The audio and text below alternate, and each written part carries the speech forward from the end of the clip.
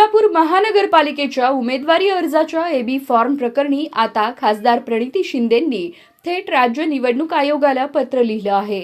यात त्यांनी नियमानुसार भाजप उमेदवारांवर कारवाई करण्यात यावी अशी मागणी केली आहे।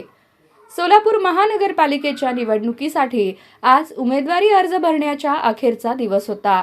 राज्य निवडणूक आयोगाने निर्धारित केलेल्या नियम व वेळापत्रकानुसार सर्व राजकीय पक्षांनी आपापल्या अधिकृत उमेदवारांचे ए व बी फॉर्म दुपारी 3 वाजेपर्यंत संबंधित निवडणूक कार्यालयात दाखल करणे बंधनकारक होते।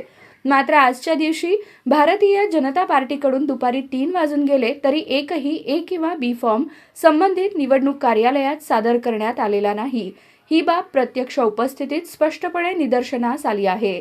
सदरची बाब राज्य निवडणूक आयोगाच्या नियमांनुसार मुदतीनंतर दाखल करण्यात येणारे ए व बी फॉर्म ग्राह्य धरता येत नाहीत।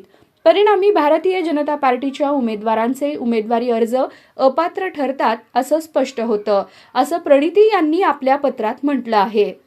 तरी या बाबींचा गांभीर्यानं विचार करून भारतीय जनता पार्टीच्या उमेदवारांबाबत निवडणूक नियमांनुसार योग्य ती कायदेशीर कारवाई करण्यात यावी अशी मागणी त्यांनी केली आहे।